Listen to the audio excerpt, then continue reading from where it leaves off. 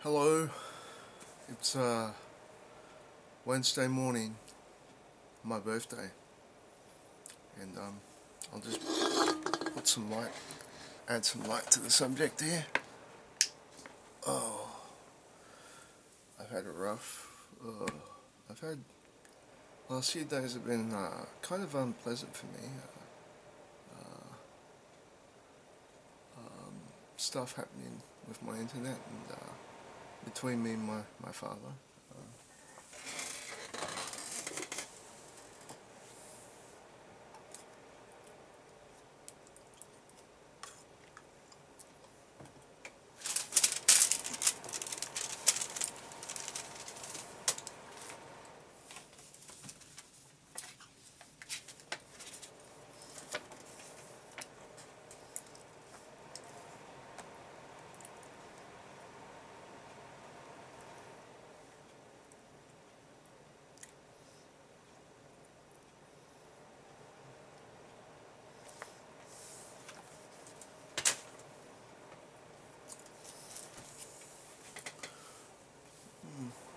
I don't know if I plan to do anything today. I should be paying off my go-kart bill. They're asking for a bit more money than I have to give, and I also got to pay PayPal. Um, I have been showing you my books. I really want to get back into playing Elite Dangerous, so it's been almost a fortnight since I've played. I think it feels that way, or it might be a week. Um, the only reason I started showing you my books is because I can't even find the bloody thing now.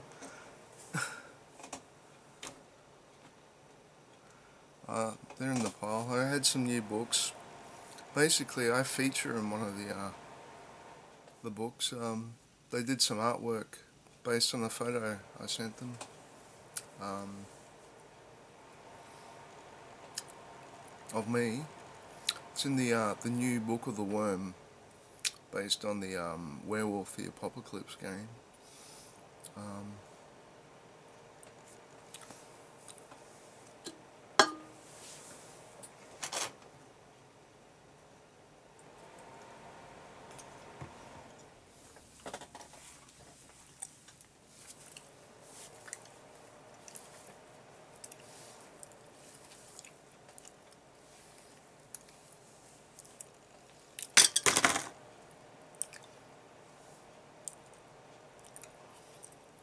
also had the White Howlers book.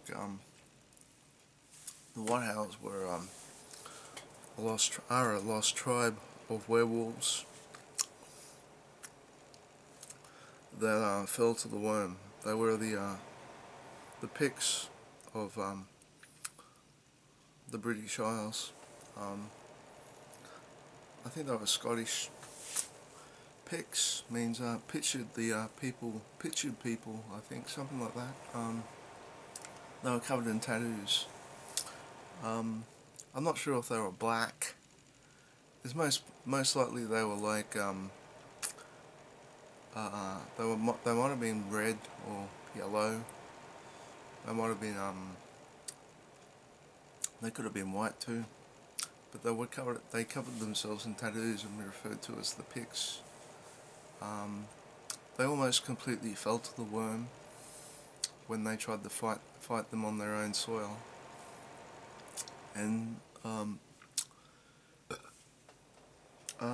were tricked when they entered into their hellholes near their cairns. It was after that they fell to the worm, and those that survived became known as the Black Spiral Dancers. Today they're still around, much bigger than they were when they first began. They take members from other tribes these days. My birthday, I'm 43 today. It's still bloody lonely.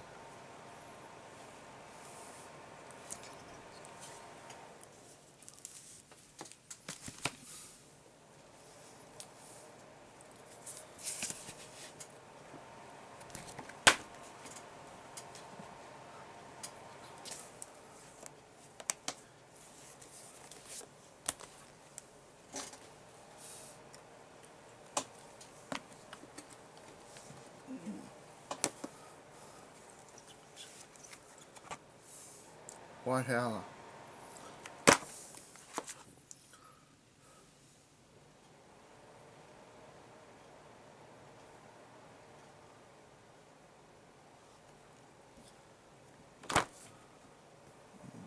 Book of the Worm.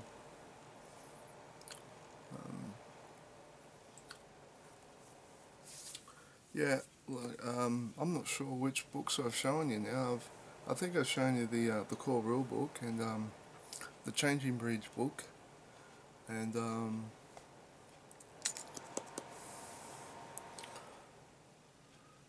and the new Storyteller's screen based on the Changing Breeds. That's about it. And the Changing Breeds book is I've got two of those, and the Core Rule books I got three of. One of which is water damage. Excuse me. Water damage. So I asked for another one. It came to me water damage. It was sent from someplace in Paris.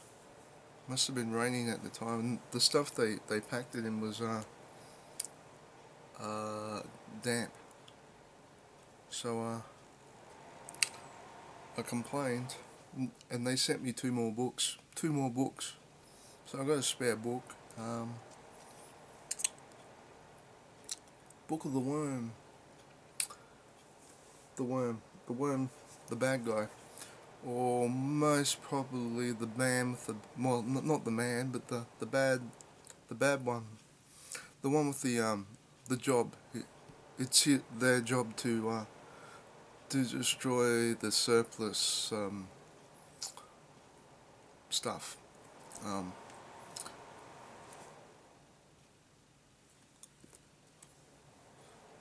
And they were driven crazy by the Weaver when she tightened her bonds over his form.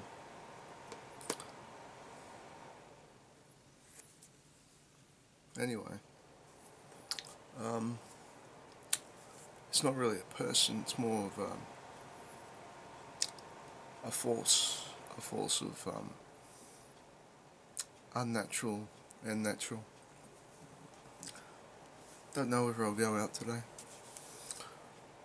I'm really kind of sad.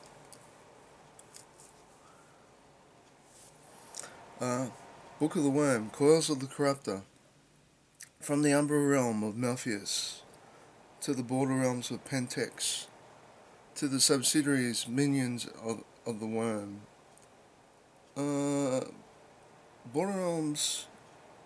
Boardrooms. No, let me read that again. From the Umbral realm of Malpheus, it's an Umbral realm, pretty evil. It's supposed to be where the worm can be found. Malpheus, to the boardrooms of Pentex and its subsidiaries. Minions of the Worm plot to kill Gaia. It's kind of like the Earth Mother, the world. She's a Celestine, which is one of the highest forms on the spiritual hierarchy. She actually created the Guru, the werewolves, when life began on Earth, on the world. It's a spiritual thing. She's really spirit. She's not real, I guess. She's real to the werewolves, I guess, but she's kind of like their god. Kind of like the Celts, who worship the Earth Mother, Danu. Well, the Tuatha De Danann.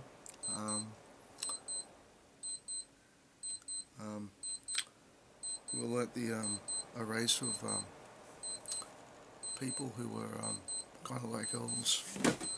Anyway, drinking milk here. I get more Coke in the morning.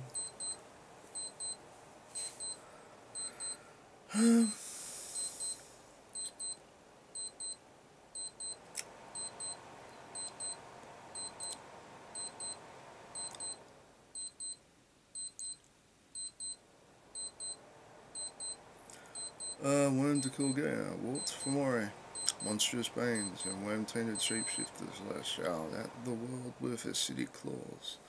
The Majorland Incarna steals the easily forgotten, ignored, or must to populate their perverse realms. Factories belch smoke that blackens the sky, and toxic waste floods into rivers and seas. The head of the Hydra see what they have done to the world and know that it is good. Strangling the world. Once long ago the worm was an agent of balance. Now, strangled by the weaver's webs, it strikes out in madness and pain. If it can poison the world, now sow cancer and disease through all that it is, it might finally be free. That sounds familiar. Sounds like me. Sounds like a problem I'm having. I feel trapped. Can't do much. I don't want to hurt people though. I don't want to spread disease. But that's what it does. It destroys things. It's a force of destruction. And that's what cancer and disease are. Cancer, disease, pollution, war. It's war, famine, pestilence, death. All the bad things. They are the tools of the worm. Weaver, the tools of the weaver is progress, stagnation, control,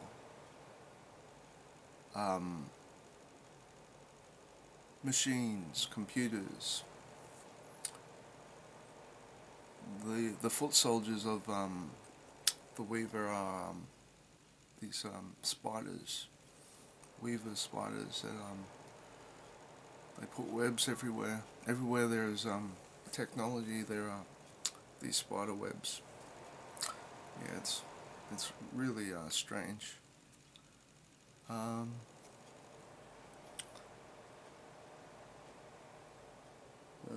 Having a bad day. It was yesterday that I got back onto the 2000 AD forums after a month's ban.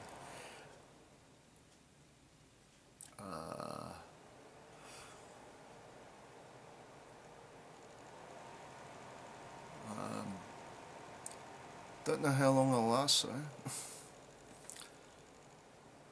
I think I think it was someone that made me look bad. Apparently they thought my posts were becoming increasingly more creepy and personal, of a sexual nature, and that is true. But I figured they could handle that. Anyway, I'm back to the book. The Book of the Worm. All new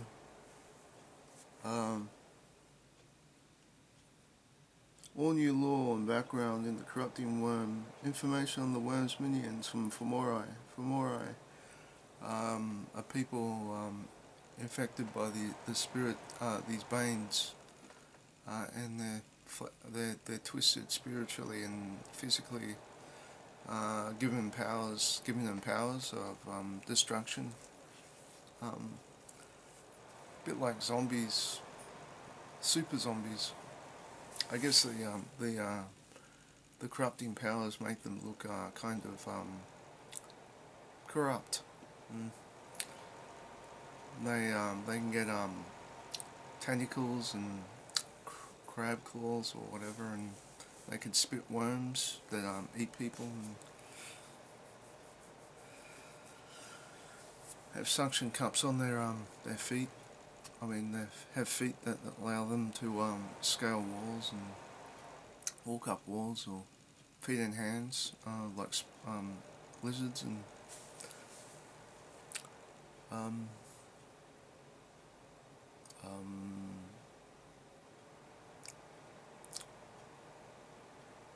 yeah, that's just off what I know off by heart. I'm having trouble reading this here. and an in-depth look. Oh boy, that must be an in-depth look at the Black Spiral Dance's twisted mockeries of the Guru. There's one thing that games never had is a Black Spiral tribal book. They've only had a small section in the core rule books labelled Black Spirals. They have a White Howler book, which is the closest they'll ever get, I guess. Yeah, no Black Spiral book. I'm not sure if they'll ever do that. Because they said Black Spirals were never meant to be played by people. So put these things back. Have a look. That's another book I got. Rage Across the World. I'll show it to you some other day. It's another one of the new books.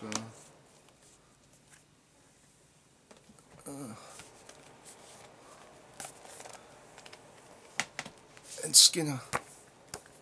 It's about the this child of Gaia, Kinfolk guru. Well, no, he's not actually a guru. He's one of the guru's kinfolk, who are relatives to the who are the blood relatives of Guru, who are actually immune to their delirium. The delirium is it's a supernatural fear of Guru that came about from when they held the Imperium. And, well, they kept the human race heavily in check, killing off any that broke their draconian laws of. They actually kept them in their villages and even their cities. The ones that were their charges, each for each tribe, and apparently they were very active, visually and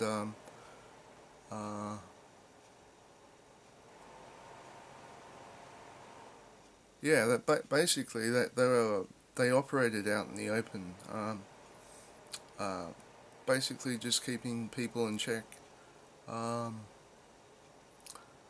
This caused a lot of widespread fear of them that lasted up until now,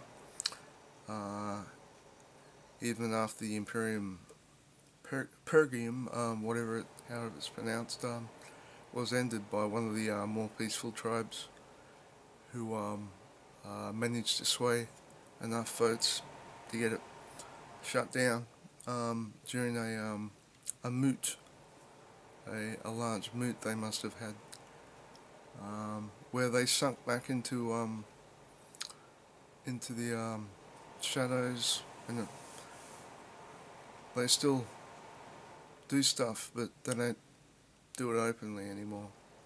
They had a law about not piercing the veil like they used to, but the people remember. They have a racial memory that's been passed down through the ages. They remember the fear caused by the Guru, and this is what the delirium is. It's catatonic fear, depending on their willpower, their will to fight back, and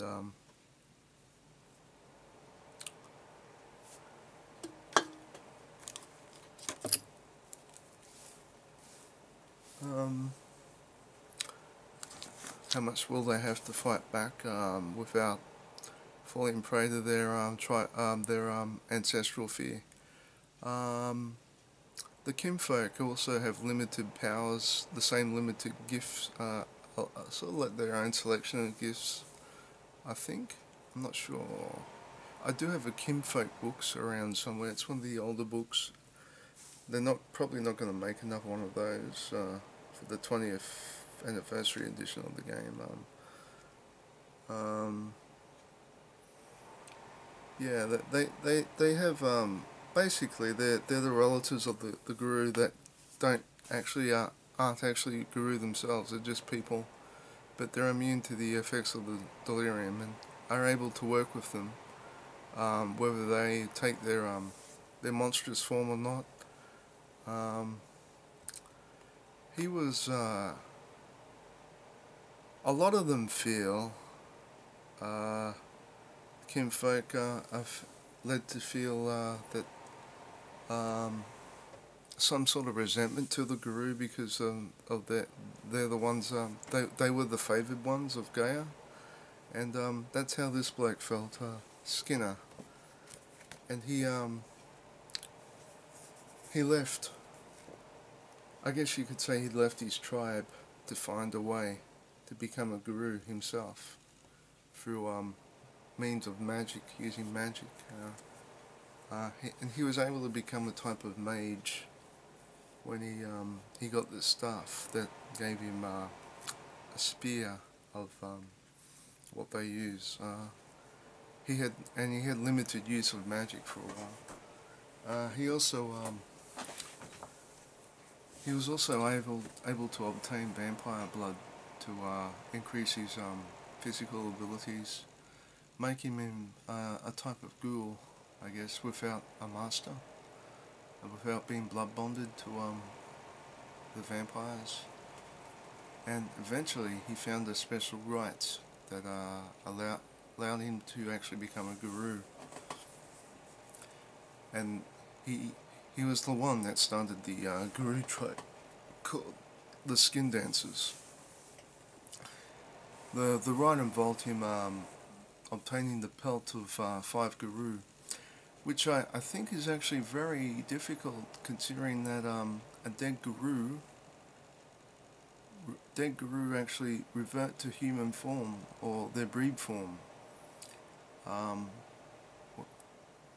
when they die or are knocked unconscious. So I doubt that he'd be able to obtain the pelt of a human breed guru, because once he'd unless once they're unconscious, he can't. I can't very well imagine him skinning one alive. I'm pretty sure that once you skin a guru alive, their fur might just disintegrate into nothingness, because there's no way it can exist without connection to the person who grew it, the guru who owns it. Metis are the only ones that retain their beast form upon death, I guess.